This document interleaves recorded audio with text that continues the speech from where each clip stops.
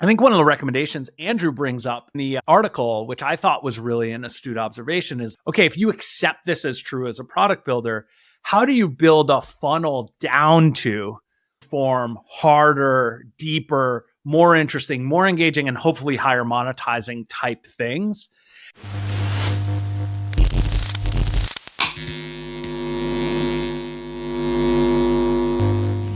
Welcome back for this week's episode of Unsolicited Feedback. I'm your host, Fareed Mosavat. And this week, I'm joined by my friend, Sachin Rekhi. Sachin is a great Reforge contributor. He's built a number of different courses with us, but also the founder of companies like NoteJoy and Anywhere.fm.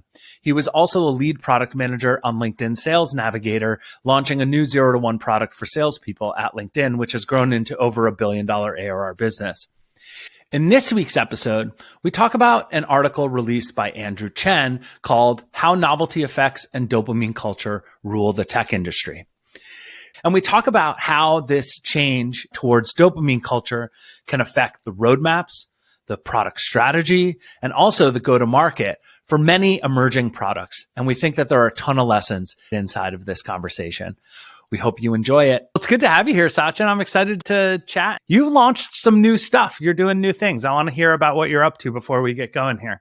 Yeah, totally. The newest thing is launched my own video podcast on product management, obviously. And it's interesting. I was debating it for a long time because some people are like, videos are so oversaturated right now. Do you need another video podcast?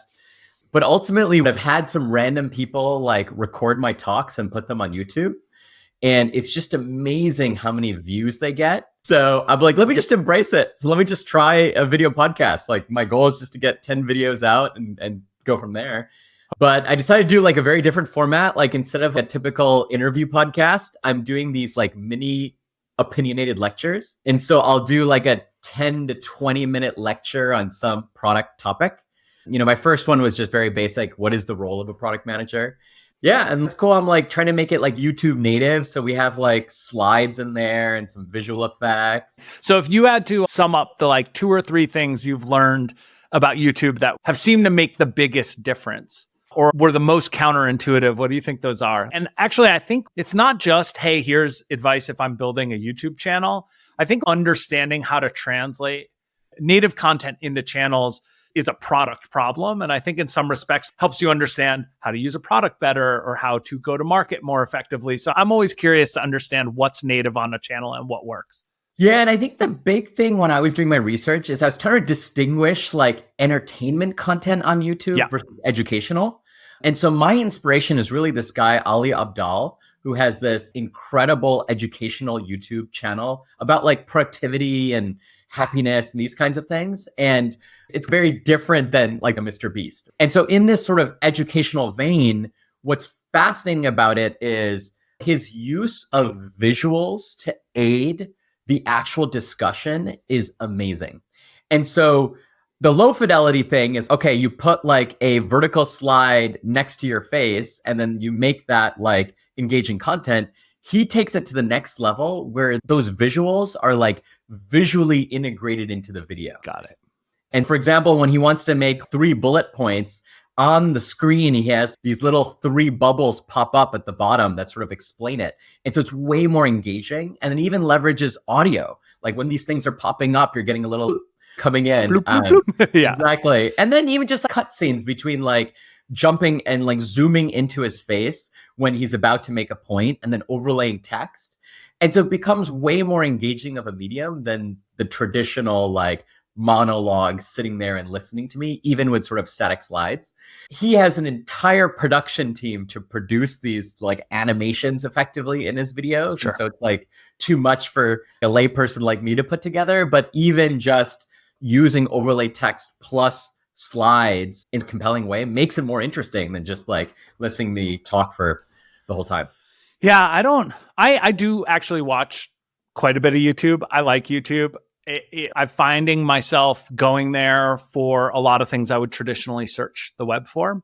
For instance, we were in the market for a car and I spent a lot of time on car videos on because It's more visual. You feel like you're getting a real person's opinion. The web is so full of SEO spam and advertising and those kinds of things. And there's certainly some of that on YouTube, and you have to be very careful about promoted content and that kind of thing. But I find that I'm more engaged. It feels more like doing something. It's a little bit more fun. It has some entertainment quality. What I think is interesting about growing on YouTube, having been a user of it, is there's two things that drive growth on YouTube, not just one. There's two loops. There's the traditional social media algorithm recommendations type loop, right? Where it's, okay, I grow and the algorithm trusts me. I get pushed to more homepages and there's more random clicks. Now I get a lot of car videos. I end up clicking on stuff that like I wouldn't normally because it's just there and shown. And what drives that kind of viewership is engaging at high levels, maybe clickbaity titles, thumbnails, those kinds of things. But then there's this other side, which is like traditional, almost SEO type content. I also watch a lot of golf YouTube. There's like entertainment golf YouTube, right? Which is just people playing. But there's also instructional content. And those, like, there are some people, the people with the biggest following are actually the ones who early on in YouTube covered all the things you type into a search engine. And so that becomes about titles, about instructional, about like relatively short videos versus these long, like more entertainment, Mr. Beastie type things. And it's super interesting to see how I think educational content can have both. It's sort of like, okay, follow Sachin. What's going to drive me to follow Sachin? Thinking his production quality is high, like being interested in the types of content that he's putting out. You have a cadence that's relatively high, right? Like a lot of these YouTubers, man, like this looks like a grind. Like they are putting content out all the time and raising the bar. You have to escalate almost the quality over time and the types of people you have on it, et cetera. And then there's this other game of breadth, which I think you can take more time on in some respects, but it's like, what are the topics that people are searching? Let me look and see what's not there, that kind of thing. And so a traditional podcast isn't a fit for loop two, right? Because aren't a lot of people like randomly searching for topic of the week or those kinds of things, but they might be searching for what is a product manager. They might be searching for how do I ship an MVP or like, how do I grow on YouTube? That one's probably more competitive. But yeah, it's a really interesting social network for that reason, because it's really two things. YouTube has grown in my like time of share, the course of time, like pretty substantively. And I think it's because it serves two of these use cases. So I'm like, I want to learn about an AI topic. I search on YouTube. First, I ask ChatGPT, then I go to YouTube, that kind of thing. But also if I'm just looking to kill some time, it's great for that as well. Yeah, and actually one of the things that's working out well for me is the way I'm deciding on what my early videos are going to be is two things. One, my top blog posts on my own blog, but then the search terms that are driving people to my blog. And so, for example, like actually, this is a surprising one where I have this great essay on the top 10 deliverables of product managers. And it's really the meat of what does a PM actually deliver in terms of like output. But product management deliverables is actually one of the top keywords that drive people to my blog. And so that's why that's the next post I'm actually going to convert into a video. Got it. Because I'm sure that exists as like SEO on YouTube as well. I think part of what's interesting, let's just compare that now to my perspective on the podcast, traditional non-video, non-YouTube podcast loop. It's actually way harder to bootstrap. Like it's very difficult. Discovery on the platforms is pretty much like non-existent. The loop you do have is you build great content, people subscribe. Hopefully they share it via word of mouth. You get new subscribers, and subscription, because it is push to you on your device, puts you in a position where you can compound over time, right? You're like, if churn is pretty low on subscribers, now that doesn't mean listens are high and the data there is really poor. But the idea is you build great content, people talk about it or share it on other networks, right? And because you have this solid base of subs, like subscribers, which by the way, YouTube also has, but let's just say in the normal loop, you're building this retained base. So it's like every episode is guaranteed like some number of listeners. And then there's whatever you get on top of that through other social sharing mechanisms, et cetera. And so it's really about long-term relationship building versus maybe the more transactional algo push or SEO type push on YouTube. The downside is there's no organic, there's no channel driven distribution. And I'll be honest, I'll give some unsolicited feedback. I'm surprised Spotify hasn't gone a more YouTube model for their podcast distribution. I never go to the homepage on Spotify podcasts and just goof around and find interesting stuff. Apple kind of has it too, but it's more like a directory than it is algo driven recommendations. It may be that the form factor of an individual podcast, 30 to 60 minutes, just doesn't serve that. But I see a lot of people doing podcasts moving to YouTube, moving to shorter form content, et cetera, to build a natural growth mechanism for their audiences, which you don't really get on the traditional podcast platforms. Yeah, no, I've noticed that growth loops are completely different, just like what you're saying on YouTube versus Apple Podcasts and Spotify.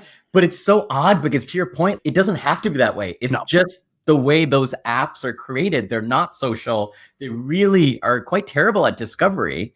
They're basically search and subscribe. And I used to use this great social podcasting app, Breaker. Rip Breaker.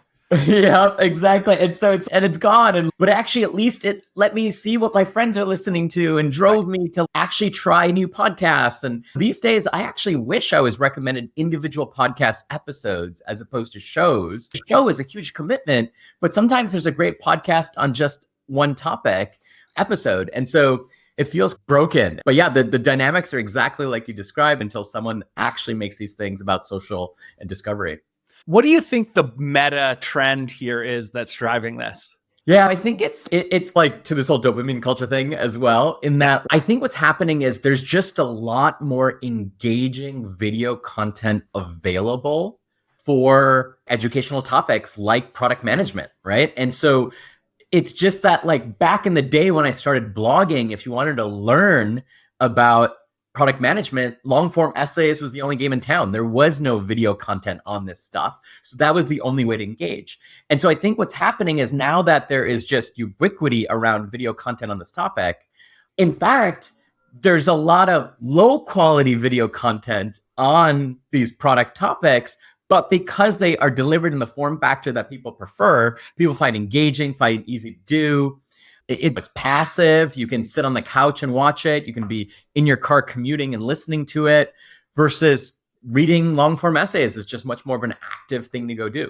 So I think a lot of people are now preferring video as opposed to reading long form essays.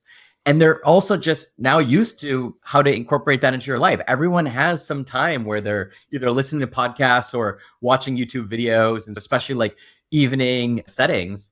And it's hard to imagine them opening up blog posts and consuming that at the same time. And so I feel like I've just been forced to get with the times and start producing content in the format that people want it. Yeah, I think you mentioned dopamine culture. I think this is a good segue into that, which is, why don't you talk about it? What is dopamine culture? What does that actually mean? Yeah, no, Andrew Chen just wrote this great Substack blog post around this notion of dopamine culture. And he shared this great graphic of there's this media shift from traditional slow media to fast media, and ultimately what's being called dopamine culture, right? And so it's this idea that, hey, look, when you look at something as simple as video, used to watch movies, right? Long form video. And then we got to this idea of YouTube. Hey, we can go and actually watch some short videos on YouTube. And now we're in the world of sort of TikToks and short form reels where you can literally get content in seconds as opposed to this sort of traditional format. And this sort of shift from slow media to this fast media is happening across every medium, whether it's video. You and I were just talking about how blog posts are changing in many ways, where you used to have to read these long form blog posts. And now we're so used to getting everything as a snack on Twitter. And so we're moving to this fast media that's happening across sort of everything. And in some ways, where the term dopamine culture comes from is we're doing this in a way that sort of is hijacking our reward system and driving us to quickly get that reward. Now, that's a bit of a negative take on it because I think there's pros and cons of this change, but that's really the idea of what this dopamine culture is all about. Yeah, I think the interesting thing is this graphic, if you look at the some of the work around the person who first posted it, which is this guy, Ted Gioia. I'm not super familiar with his work, but he's really a culture critic, I would say. And in a lot of ways termed this pejoratively, right? And I think there are a lot of ways that it is problematic for us to not be deeply thoughtful and engaged with the content, experiences, and world around us. But what's interesting about what Andrew does in an article, that he flips it, right? He flips it and says, okay, let's assume this is real. Let's actually, one, talk about what's good about it, right? And two, what's some advice for product people if you're building things, just lean into this versus like just lament it and hope that it's not true. And I think there are some aspects which it is good. I will say, like, why do I use YouTube? Because I find things that I'm interested in more easily with slightly lower commitment level on the search and discovery process. I have this like really interesting kind of experience with this where a couple of years ago, I was invited to audit a class at Stanford. I'm like, oh, cool. This will be fun. I'll go learn some interesting topic. And so I end up at Stanford sitting in a lecture, and it was this 2-hour lecture. And I like literally fell asleep because I just couldn't pay attention for 2 hours. And you know what's fascinating about it is initially I was bummed. I'm like, man, I've lost my attention span. I used to in college be able to sit through these lectures, but I can't do it anymore. I'm like losing my ability to concentrate. So I beat myself up about it. But now when I look back at it, I'm like, look, it was a terrible product. This fact that I have to sit through this boring lecture for 2 hours to learn something is kind of showing the lack of innovation in the quality of that learning product. And now I think about, to your point, it's so great to go to YouTube to learn something because they compress that kind of content into a shorter form. They think about making it engaging for the audience by using visuals, by being inspiring, by bringing some emotional energy to these topics, unlike a lot of what these professors used to do. And in many ways, I think about that slow media form of sort of the 2-hour lecture. And now when I want to learn anything, I can get a bite-sized video content on it. It's way better. And so in that sense, like I see this as progress in many ways, that we're helping quickly get people more efficiently to the content they care about, the value that they're trying to get out of it, as opposed to the more traditional media. Yeah, I think the one piece that you said is a really important point. In a cacophony of choice, customer experience becomes orders of magnitude more important, right? I went to the CS whatever lecture at Brown because it was required, because I had to be there, because I had basically no other choice if I wanted to study the thing I cared about. So I had the long-term intention, but my choices on the near term were pretty fixed, right? Like, then you start to get to, oh, this professor's good, this one's not good, et cetera. And there is some choice, but not a lot of choice, right? Like not a ton. In a cacophony of choice, like where there's infinite choice, customer experience matters a ton. And so engagement becomes really important. And so you as a teacher have to be awesome. Like you have to be awesome, not just you're smart. You have to be good at getting points across. You have to be engaging in a way that people don't fall asleep, etc. I thought about this because my son yesterday, I asked him how school went and he said he fell asleep in class. And I was like, are you serious? And he's like, what, you never fell asleep in high school? And I said, I never did. I'm not sure that's true, but let's just pretend it's true. I definitely told him I have in college. But I think about it, I'm like, there's no choice. The product doesn't matter, right? Like as much. I think the downside, the question I have, and maybe it is what wins on these dopamine driven platforms, the thing that is both entertaining and high value, or just the things that are most entertaining. And that's something that I worry about, especially in education, like where there are like, it matters what people believe the facts in the world around them are. It matters whether you're truly learning how to build great products or not for your own career and development or whatever it is. It matters that you're taught math correctly and don't make like crazy probability mistakes. So that's the piece that I worry about. And let's assume the platforms can't control this. It's will human nature, assuming these things just chase what people are interested in, gravitate towards the things that are both entertaining and good, and like pedagogical, I guess, in education, or not trashy and the help us be better people. I see, this is why it's hard. It's so hard to judge. But will that happen, or will it, like some of the social networks we've seen, just like degrade into the lowest common denominator of content? And I worry about if all of education is replaced by lowest common denominator content. That's probably bad for society, right? Yeah, I think this is a real risk. And I think it's definitely playing out in some sectors where you're getting to this sort of low barrel quality content and you're wondering whether people are even getting educational value out of it. Now, I think the saving grace is there's certain categories where the net effect is actually quite positive. I was reading this great story about Duolingo.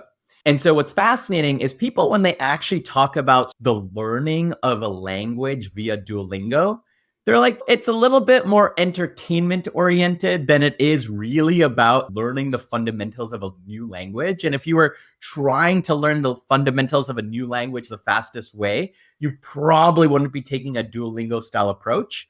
And yet probably has done more for driving new language acquisition than all the traditional methods, because they did make it fun. They did make it engaging. They did make it gamified in a way that you can snack it. And so people are learning bits of a new language more than they ever were before, even though it may not be the best way to teach it. They're doing it in a way that's actually educational and entertaining. And so I think in some ways that's a win in my mind, because it's less value than a more traditional language learning approach, but it's engaged so many more people who may have never done of those traditional approaches anyway. Yeah, I think this is an interesting piece. I will say I worked on games early in my startup career. I've worked on education stuff late in my startup career. And I will tell you, my opinion on educational games was always, they're not good games and they're not good education, and nobody wants to do them. Like, parents buy them. They're almost like enterprise software. Like, parents buy them because they think they want their kids to, like, if they're going to play video games, they should play educational games instead, right? Like traditional educational games. And the kids were like, these games are boring kind of thing. What Duolingo shows is that if you lean in on the fun part, it can take share of mind away from scrolling activities versus trying to be an augmentation to an existing education. I will say, when I was like grinding on Duolingo for a while, part because we had the VP of product on the show and I wanted to make sure I understood the product really well, but also because it was just like interesting and engaging. I'll say it just like took away my scroll time. It was like when I was sitting around with nothing to do and I was just like trying to blow time, I'd spend 5 minutes on Duolingo instead of 5 minutes eating my brain cells scrolling reels about like golden retrievers or whatever it is. And that's a huge win. And now the question is, am I really learning Spanish? And I am a little. I think what it's doing is it's teaching me that it's not that hard. Obviously, being able to converse and do it in a real way would be much, much harder. But what it is, it's training me. It's getting me over that high activation energy that was always so hard for me on languages. I think one of the recommendations Andrew brings up in the article, which I thought was really an astute observation, is, okay, if you accept this as true as a product builder, how do you build a funnel down to form harder, deeper, more interesting, more engaging, and hopefully higher monetizing type things? And I think that's an interesting one, is, will the Duolingo of the future be like, it's a language game, but you could get a tutor if you wanted, or you could like do some deeper course or go on a trip to Spain or what? I don't know. Is the problem is no one's looking for that stuff up front, like you described with your blog. So can you use this short form, small, highly entertaining as an entry point into medium engagement, into IRL, real world experiences? And I think there's an interesting perspective on that about products ending up being a funnel towards these higher engaged content. Totally. I think that's exactly right. That in fact, many of these sort of short-term video, take for example, ends up being just the trailer to the longer form content. As I was mentioning, like I launched my own video podcast, and part of it is to engage this audience that deeply engages with YouTube and video, also to drive people to the other content I already have, whether it's my blog or my courses or other things. And I think actually like working as a trailer gets you to a broader audience, but then still offers ways for people to deepen the engagement. And I think as long as you don't take the view that sort of short-term video is the end all be all, then I think this could actually be part of that deeper funnel that you're describing that is quite engaging. Yeah. Another point that Andrew makes in the article that really resonated with me, just looking around at products and usage and the way things are going right now, is basically like retention is crappy retention is ubiquitous, I think is the line he uses. I'm curious about your thoughts on this one before I go rant about it for a second, because if people's time to test is short, like it makes sense that retaining people in a product is really hard. Yeah, I think this is just the reality of kind of all the products that people are engaging with today. In that, as he describes in the article, like someone downloads your free app, they try it out for a couple seconds, they hit a snag or it doesn't do what they expected to do with the app, they toggle back to Instagram and move on with life, right? And then they probably are never coming back. And that's why you see these terrible engagement retention rates. Now, the question is like, what do you do about that? And I think that like in some ways, obviously you want to try to make that first 30 seconds magical in the actual app and the experience and try to get them to not give up. But I will say one of the really interesting techniques I'm seeing right now is if you hype your app before someone engages with it for the first time. Maybe that's making a wait list and building up excitement and momentum in that wait list for months before you launch the app, or creating anticipation in some way.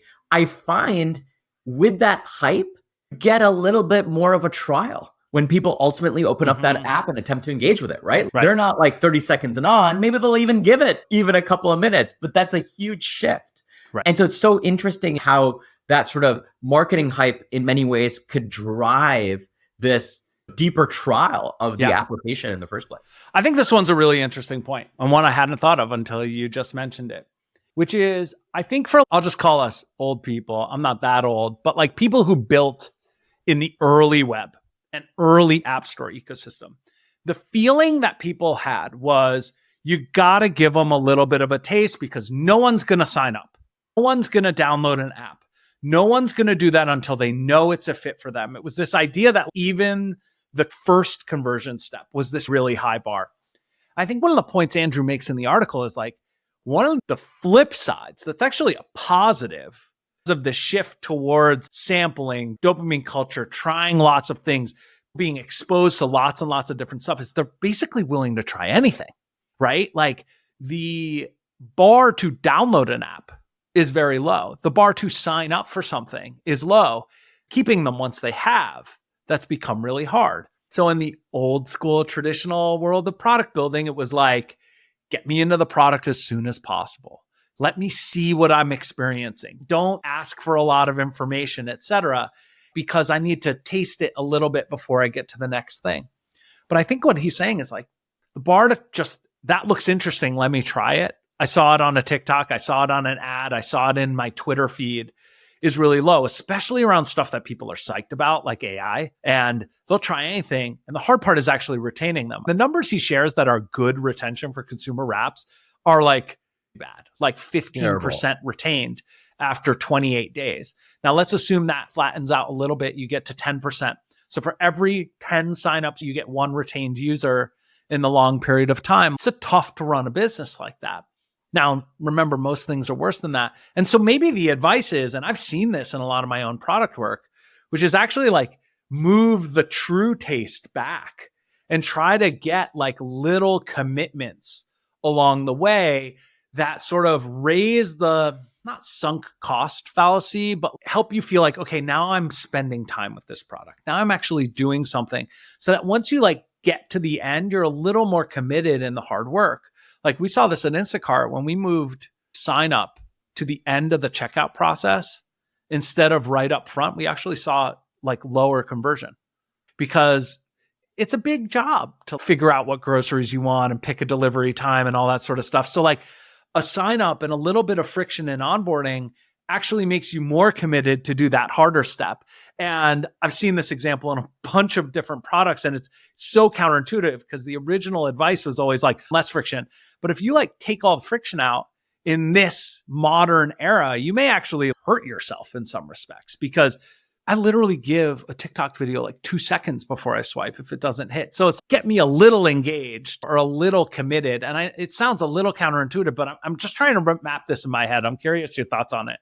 Yeah, I think that's exactly right. I think we keep talking about this, lower the friction, and I think that makes sense. But the other lever you have is increase the motivation, right? And like the thing is that, okay, we want to make our experiences as seamless as possible, but to the extent that you can increase their motivation, then they might be willing to put up with a little bit more friction, right? And that is a piece which I think we're starting to learn a playbook around. How do you increase the motivation?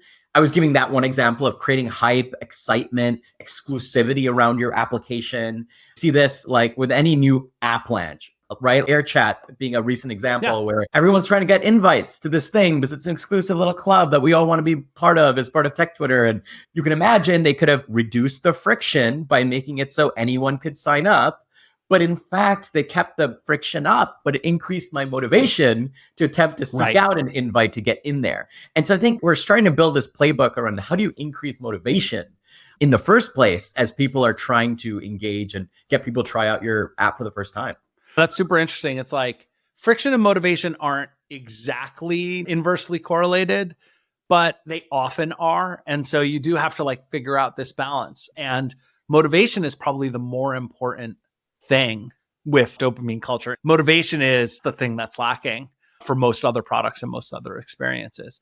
That's what's interesting now. We're actually like, I'd say product marketing, positioning, like branding work, like because of this dynamic is actually on the rise in importance. And I think years ago, I think the sentiment was actually the opposite. Hey, none of that stuff matters. Just build a great product, put it out there for free, and you'll get a great audience. But I think we're going in the other way, partly because of all the noise. There's so much out there and you have to like distinguish yourself from that cacophony like of noises of everything that's out there. But yeah, so like I think these days I put way more weight into those activities than I think I used to historically.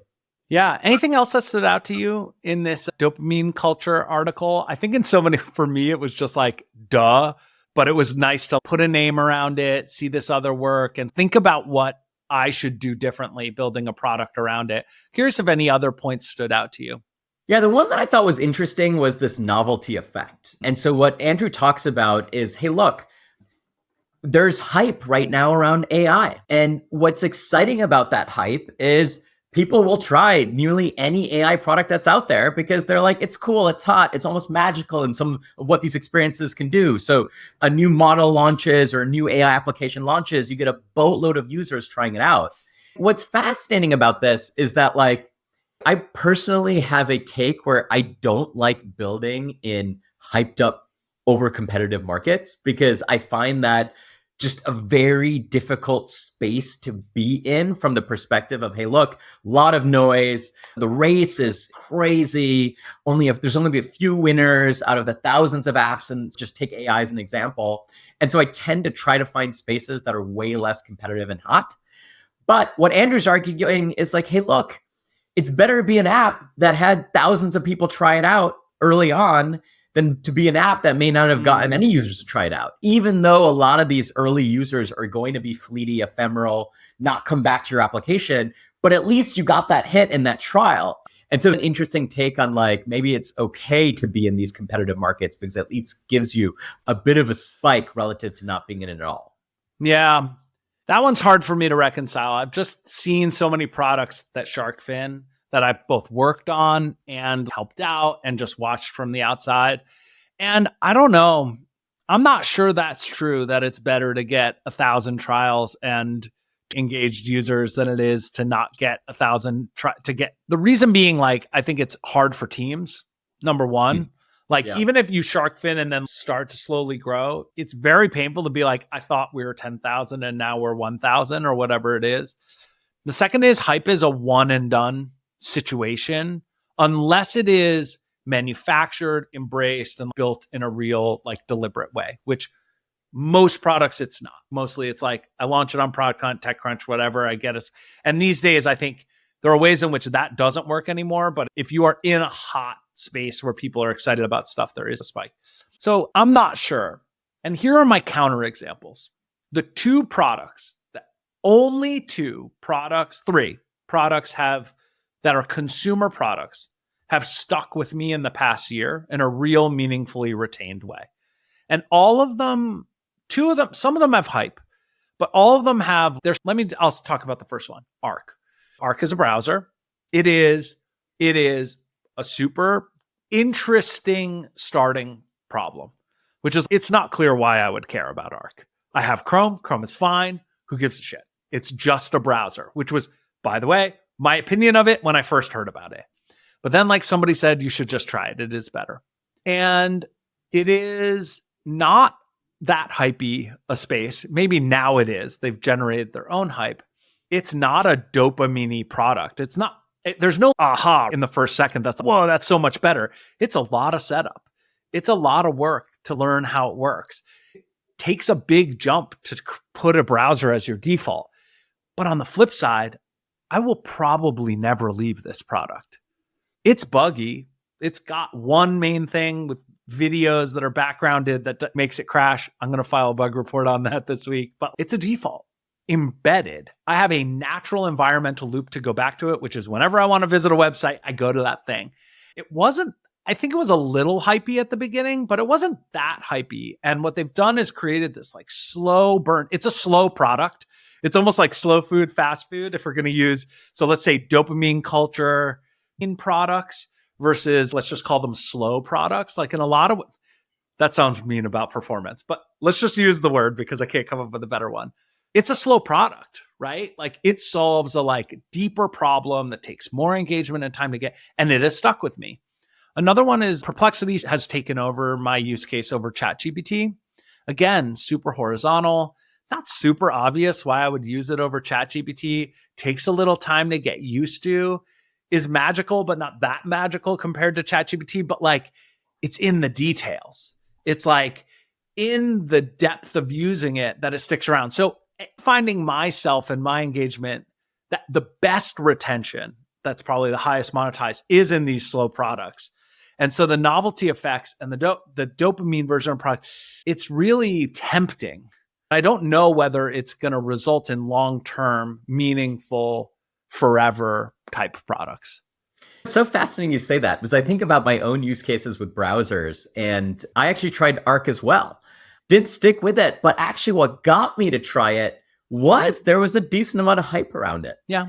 And what was fascinating is I never actually tried some of the other ones like Brave or DuckDuckGo. Yeah. And they've been around forever, but it was just sort of like, these like privacy oriented browsers. Chrome is fine.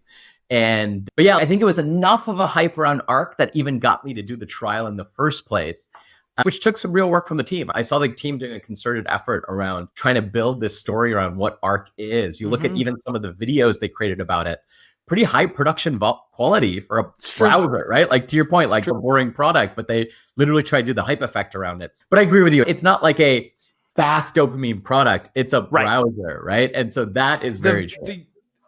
The value proposition doesn't hit you immediately. It doesn't like spark that. It's a front door to dopamine stuff, videos, websites, Twitter, whatever it is.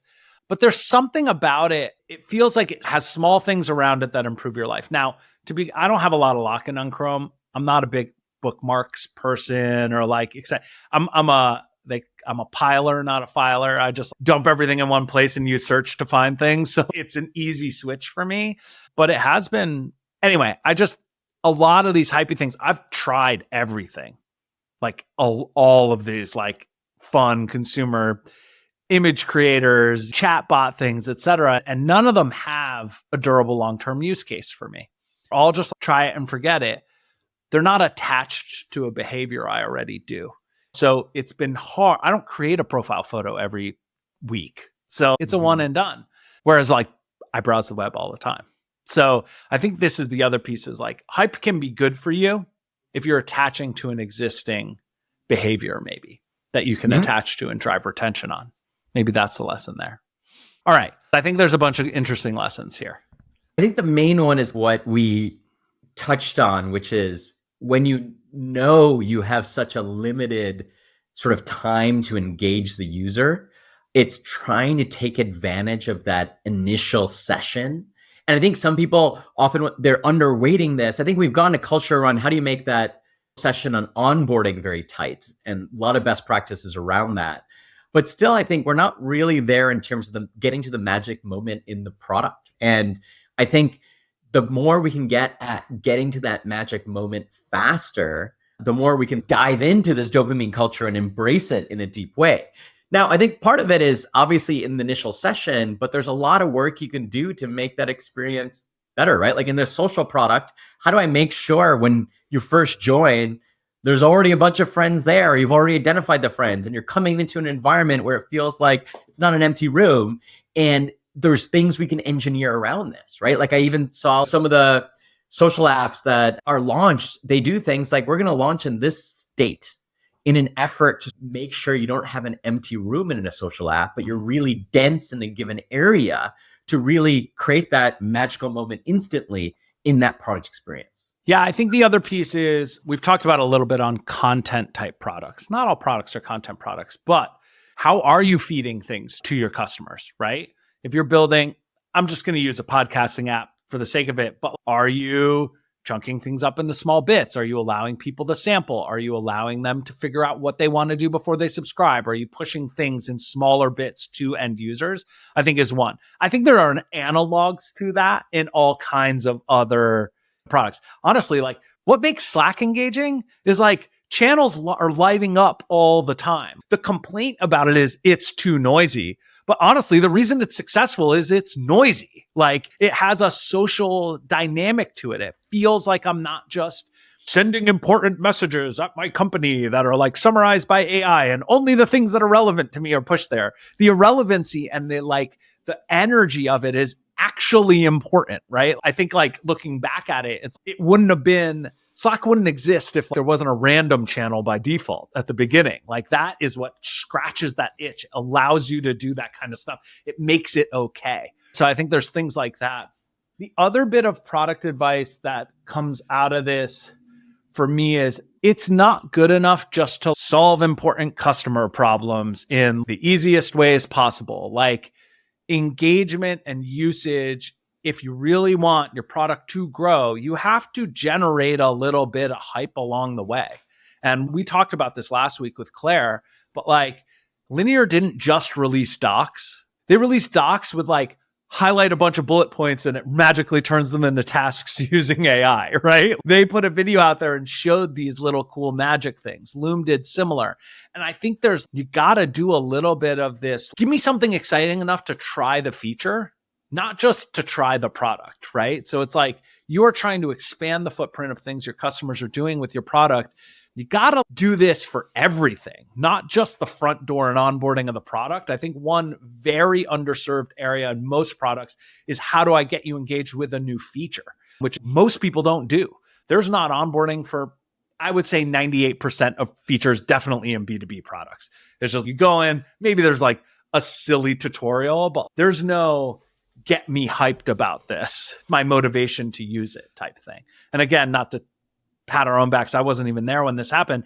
I feel like Slack with Huddles did a nice job of being like, this is really cool and different. And this is it's not just we added video to Slack. We named it something interesting. We made it cute. It has a fun background music sound. There's these little details that make it feel like it engages you quickly. Does this shift mean that teams have to think differently about their cadence and frequency of product releases? We've seen there's the Airbnb Apple model, which we've talked a lot about on this show, versus the constant push.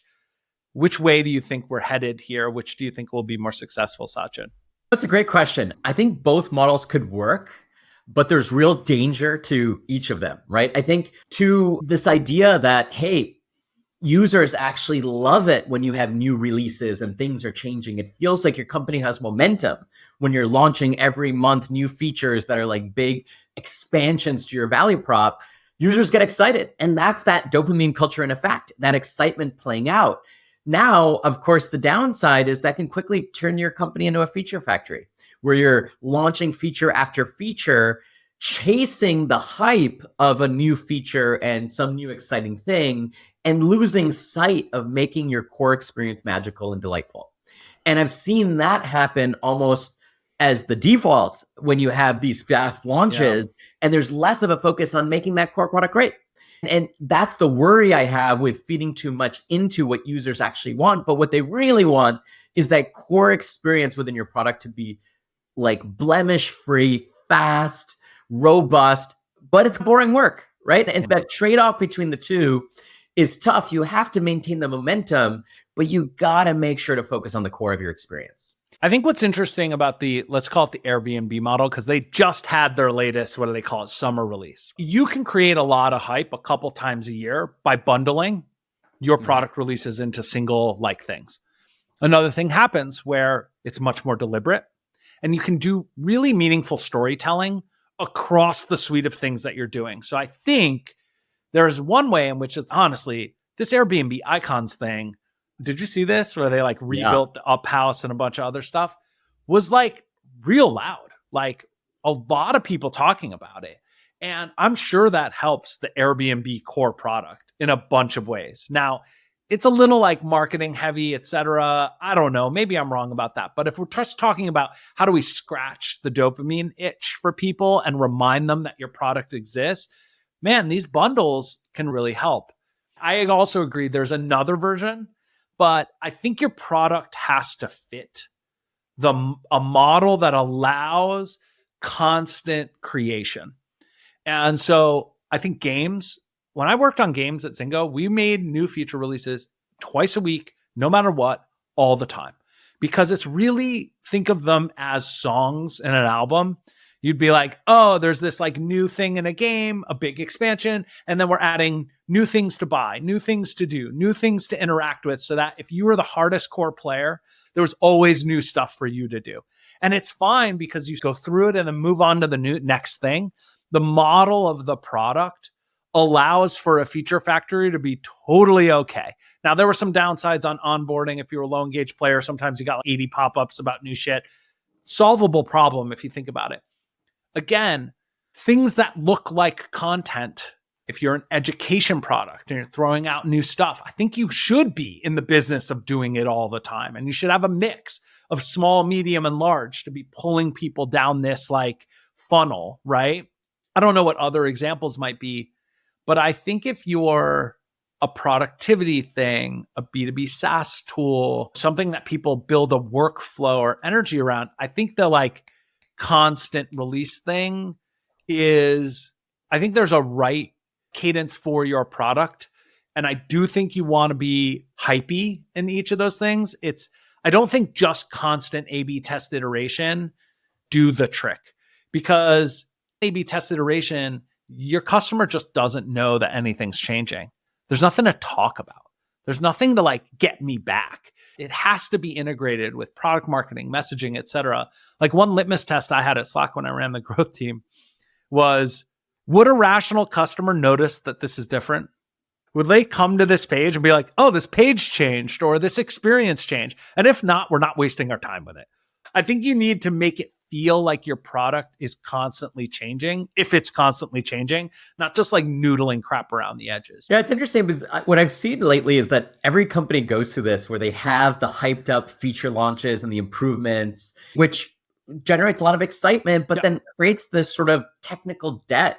And then eventually you got to pay it off. Recent examples are Notion went through this, where launching an incredible set of features, which was fantastic, but ultimately people were like, it is so slow. It is unusably slow. And that got so loud that they literally got to the point where the only thing they released in 6 months was some speed enhancements, and people were like, hallelujah, right? And then I think even Airbnb is a great example. A lot of people starting to complain about all the fees associated with going on a stay and all the unreasonable expectations of what I have to do as a tenant to clean up the place. And they just had this focus on how do we just make our core experience better, as opposed to launching more stuff. And so maybe it is these cycles like end up being realistic about how you handle that kind of craziness. Yeah, one benefit though that Airbnb I think has gotten, there's certainly a whole bunch of stuff they could do to iterate on like making Airbnb support better for both supply side and demand side, and make the fees a little more clear on the site, et cetera. And actually, some of those are probably bad for revenues. It would be hard to do those.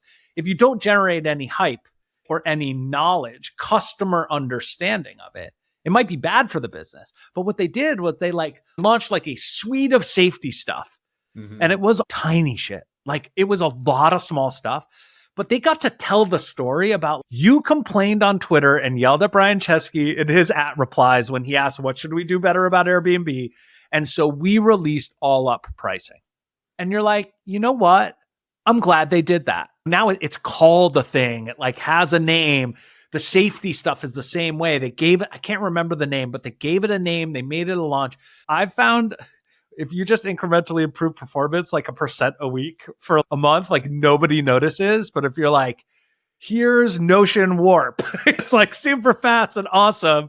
You may have literally just released it week after week. I think there are ways in which you can harness this in your product marketing and product releases to capture. And I will tell you, I used to think this was the dumbest thing in the world when because I'm a growth guy who wants to do things just build it and ship it, build it and ship it, build it and ship it.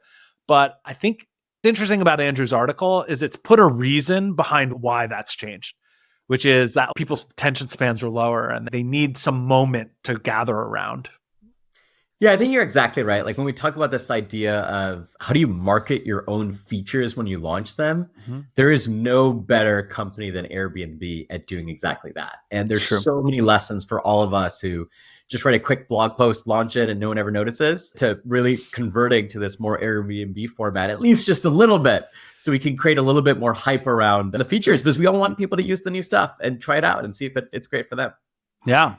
All right. Awesome discussion. That was super fun. Thanks for listening. If you enjoyed this part 1, I think you'll also love part 2, which will be out in just a few days. Part 2, we shift pretty seamlessly from this conversation about dopamine culture and the effects that it has on product launches and releases, and towards the question of minimum viable products. Are they good enough anymore? What needs to change in this more mature tech market for how we build and launch 0 to 1 first-time versions of products? Sachin is an expert on this topic, having built a lot of 0 to 1 products as a founder and also product leader, but also because he is the person who has built the course on minimum viable products here at Reforge. So we hope you'll enjoy it. There's a ton of lessons in part 2. We'll see you in a few days.